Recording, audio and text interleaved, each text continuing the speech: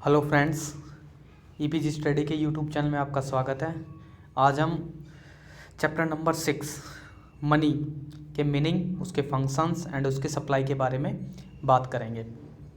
तो जैसा कि आपको पता है कि भाई मनी हमारे लाइफ के लिए बहुत इम्पोर्टेंट एक वैल्यू है। इसके बिना मतलब कि हम आज के टाइम में बिल्कुल अपनी लाइफ को सपोज भी नहीं कर सकते। ठीक है, तो देखते हैं कि इसका अर्थ क्या है, इसका विकास कैसे हुआ, पहले के टाइम में किस तरीके से मनी की जगह कौन काम करता था। ये सारी चीज़ें हमें इस चैप्टर में जानने को मिलेगी। तो हमारे साथ बने रहिए और हमारी वीडियो को प्लीज़ पूरा देखा कीजिए। ठीक है, तो आगे देखते हैं। मुद्रा का विकास, अर्थ एवं विकास। देखो जी, विनिमय जीवन की एक सामान्य क्रिया है। बिल्कुल देखो, अगर हम एक्सचेंज नहीं करेंगे, अगर हमें कोई वस्तु खरीदनी है, आजकल हम बाज़ार में जाते हैं तो हमें कोई वस्तु खरीदनी है तो हम उसके लिए पैसे देते हैं और वो हमें वो वस्तु देता है। इसी को ही हम एक एक्सचेंज या विनिमय कहते हैं या एक्सचेंज कहते हैं। ठीक है, तो इसके लिए ये एक सामान्य प्रक्रिया है। इसके लिए जो हमारे प्रोफेसर हिक्स है, उन्होंने अर्थव्यवस्था की परिभाषा में पारस्परिक वितरण प्रणाली के रूप में की है। इसका अर्थ है कि हम अपनी आवश्यकताओं की संतुष्टि के लिए एक दूसरे पर निर्भर रहते हैं। बिल्कुल, इस निर्भरता के फलस्वरूप ही वस्तु और सेवाओं का विनिमय होता है। बिल्कुल देखो जी, पहले क्या होता था, पहले मनी तो थी नहीं, मतलब कि एक मेन कोई चीज़ नहीं, एक्सचेंज रेट का कोई चीज़ नहीं था कि हम किसी को पर्टिकुलर चीज़ दे दें तो वो हमें उसके बदले में दे दे। लेकिन आज के टाइम में ये चीज़ संभव है कि सरकार हमें रुपए देती है तो हम एक रुपए को, करेंसी को चलाते हैं ना, हम कुछ भी चीज़ ले सकते हैं। लेकिन पहले ऐसा नहीं था।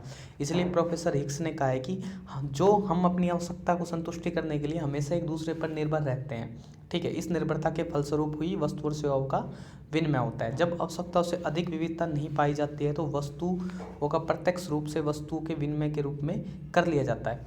देखिए, मतलब डायरेक्ट रूप से अगर मान ली कोई अधिक विविधता नहीं पाई जाती, जैसे मान लीजिए आपको चाय चाहिए, ठीक है, और बट कॉफ़ी है वहाँ पे, तो आप उनको ले लेंगे। ठीक है, ये हम प्राचीन काल के ऊपर आपको उदाहरण दे रहे हैं। ठीक है, तो आप देखते हैं एक उदाहरण और। उदाहरण के लिए प्राचीन काल में एक ग्रामीण समुदाय में जूता बनाने वाला है। एक किसान के लिए गेहूं के बदले में जूता बनाया जाता है। कृषि का जो सामान है, अनाज के लिए खेतों में काम करता है। इसी प्रकार अर्थव्यवस्था चलती रहती है। विनिमय की इस प्रणाली को वस्तु विनिमय प्रणाली कहा जाता है। तो कहने का अर्थ है, हम प्राचीन काल से बात कर रहे हैं। प्राचीन काल में अगर किसी को अनाज चाहिए होता था तो वो किसान के पास जाता था। किसान को गाय भैंस चाहिए होती तो वो उनको गाय भैंस दे देता था और उनके बदले में वहाँ से अनाज ले लेता था। ठीक है, और इसी प्रणाली को हम क्या वस्तु विनिमय प्रणाली कहते हैं। ठीक है, लेकिन क्या हुआ, धीरे धीरे विविधता बढ़ जाने लगी और अधिक काम होने लगे, जिसके कारण क्या हुआ कि मतलब बहुत ज़्यादा प्रॉब्लम आने लगी। तो धीरे धीरे मनुष्य ने क्या काम किया, मनुष्य ने सोने चांदी का या धातु के सिक्के प्रचलित करने लगे। सोने के सिक्के चलने लगे, धातु के सिक्के चलने लगे, चांदी के सिक्के चलने लगे। धीरे धीरे कागजी ये मुद्रा आने लगी। तो ये सारे चीज़ धीरे धीरे बढ़ते गए और आज वर्तमान युग तक ये चले आ रहे हैं। और आज वर्तमान युग में आपको पता है, डेबिट कार्ड हो गया, हमारा क्रेडिट कार्ड हो गया, ये प्लास्टिक मुद्रा, ये सारी चीज़ें हमारी एक मुद्रा का ही भाग है और ये प्राचीन काल से ही चला आ रहा है। ठीक है, तो इसकी एक परिभाषा है या इसका अर्थ है कि मुद्रा का जन्म विनिमय की आवश्यकता को पूरा करने के लिए हुआ है। बिल्कुल राइट बात है कि जो मुद्रा है उसका जन्म विनिमय की आवश्यकता को पूरा करने के लिए ही हुआ है। इसलिए मुद्रा की परिभाषा एक ऐसी वस्तु के रूप में की जाती है जो सामान्य रूप से विनिमय के माध्यम के रूप में स्वीकार की जाती है। यानी कि मुद्रा है ना, वो एक ऐसी कॉमन चीज़ होगी, ठीक है, जो सामान्य रूप से विनिमय के माध्यम के रूप में स्वीकार की जाएगी। अब देखेंगे हमारी सरकार ने या मतलब कि जो भी आरबीआई है या हमारे वित्त मंत्रालय है, इन्होंने मतलब कि करेंसी जारी की हुई है। मतलब कि आरबीआई ने करेंसी जारी की हुई है, 100 के नोट, 500 के नोट, 2000 के नोट। तो ये एक हमारा है ना साधन है ये विनिमय, क्योंकि इसके द्वारा ही हम विनिमय कर सकते हैं। ठीक है, और इन नोटों के बारे में आगे डिस्कशन करेंगे आपको से।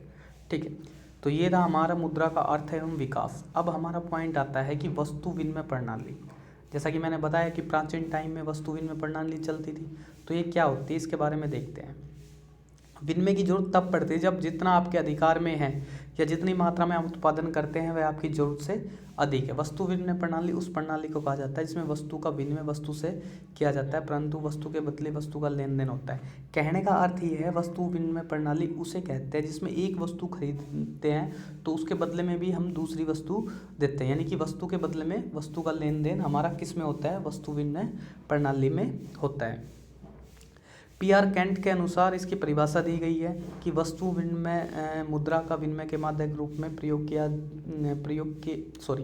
वस्तु विनिमय मुद्रा का विनिमय के माध्यम के रूप में प्रयोग किए बिना वस्तुओं का प्रत्यक्ष रूप से विनिमय। कहने का अर्थ है कि हम क्या करते हैं कि वस्तुओं के रूप को एक्सचेंज कर देते हैं हम डायरेक्ट रूप से, मतलब कि हम कोई थर्ड पार्टी बीच में नहीं करते हैं, हम सीधा एक वस्तु के बदले दूसरी वस्तु दे देते हैं। ठीक है, अब आप बात करोगे कि कैसे। देखो, एक किसान के रूप में यदि आपके पास चावलों का ज़रूरत से अधिक भंडार है तो आप एक ऐसे व्यक्ति की तलाश करेंगे जिसमें चावलों की ज़रूरत हो, उसके बदले में आप उससे कपड़ा या अपनी ज़रूरत के अनुसार कोई भी चीज़ ले सकते हैं।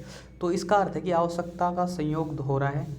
ठीक है, वर्तमान में ऐसा काम नहीं है। वर्तमान में क्या है कि हमें ये करेंसी चलाई हुई है और इसके बदले में हम जो चाहें वो किसी को बेच सकते हैं या किसी से बेच के वो करेंसी ले सकते हैं। ठीक है, तो ये एक डिफ़िकल्ट थी कि भाई अब किसी को चावल की ज़रूरत है तो उसको ढूंढो, किसी को पशु की ज़रूरत है तो उसको ढूंढो, या वेट करो कि कब कौन आएगा, किसको क्या देना है।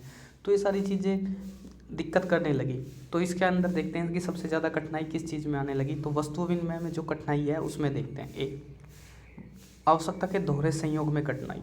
बिल्कुल, देखो, आवश्यकता का दोहरा संयोग वस्तु विनिमय की एक पूर्व शर्त है। आवश्यकता के दोहरे संयोग से अभिप्राय है कि किसी एक व्यक्ति की दूसरे वस्तु की आवश्यकता की ओर दूसरे व्यक्ति की पहले व्यक्ति की आवश्यकता को पूरा करती है। ये एक दुर्लभ घटना है, यानी कि अगर किसी को गाय चाहिए और किसी को अनाज चाहिए तो वो ढूंढेगा पहले कि अनाज किसको चाहिए या गाय किसके पास है, फिर वो अनाज उसको देगा या फिर वो गाय मतलब एक्सचेंज करेंगे गाय के रूप में। तो ज़रूरी नहीं है कि उस किसान को गाय ही चाहिए, ना चाहती हो।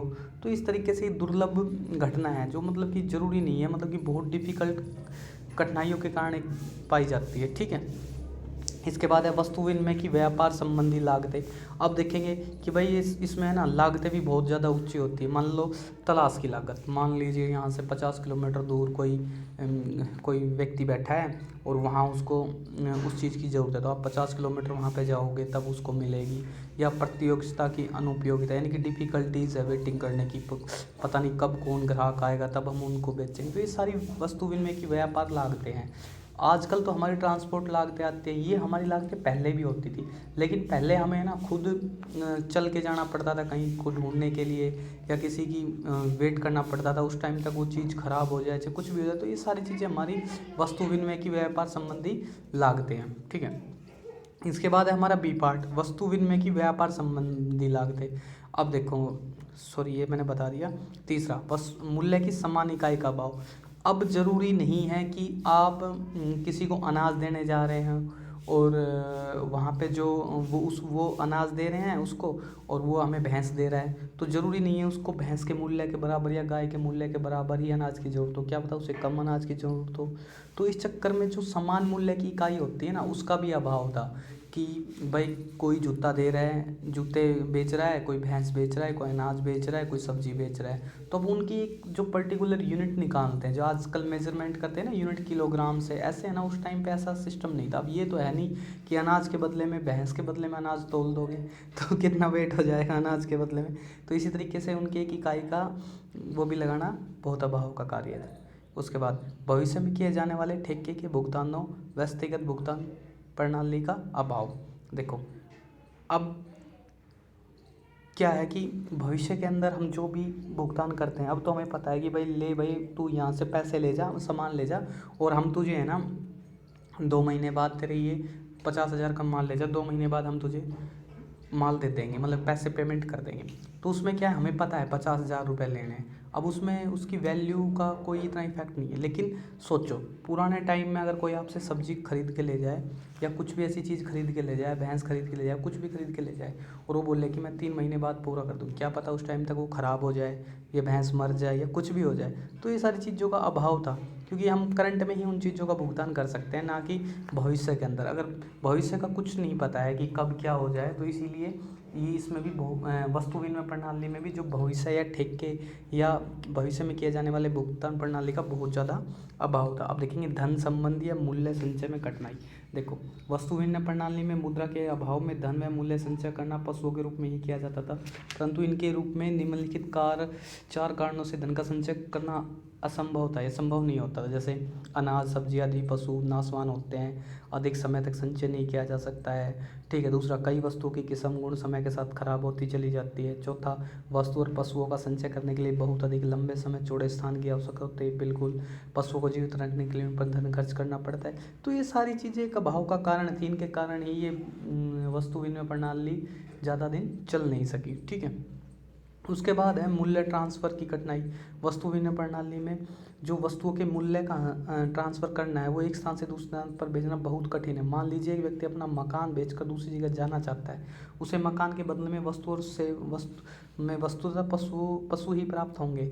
सभी वस्तु जैसे अनाज आदि को एक स्थान से दूसरे स्थान पर ले जाना काफ़ी कठिन कार्य है। ठीक है। मार्ग में पशु बीमार हो सकते हैं, मर भी सकते हैं, इसलिए जो मूल्य हस्तांतरण करना संभव नहीं है, यानी कि ट्रांसफ़र करना संभव नहीं है। इसके फलस्वरूप साधनों की गतिशीलता कम हो जाती है और बाजार का विस्तार संकुचन हो जाता है। लेकिन वर्तमान समय में जैसे बैंक ड्राफ्ट हो गया, डिपॉजिट हो गए, चेक आदि, ये सारी चीज़ें अभाव थी, लेकिन आज इससे इन सारी चीज़ों को सोल्व किया जा सकता है। तो ये हमारा फर्स्ट पार्ट है। इसके अंदर कम से कम 3 से 4 पार्ट बनेंगे। वेरी वेरी इंपॉर्टेंट पार्ट है। प्लीज़ हमसे जुड़े रहिए, हमारी वीडियो को शेयर कीजिए, चैनल को सब्सक्राइब कीजिए और अधिक से अधिक लोगों के पास भेजिए। कुछ दिन के अंदर हम आपको पीपीटी पे पढ़ाएंगे अच्छे से। बस अभी आप एक बार मोनेटाइजेशन ऑन करा दीजिए सारी वीडियो देख के। आशा करता हूँ आप मेरे साथ बने रहेंगे। थैंक यू, धन्यवाद।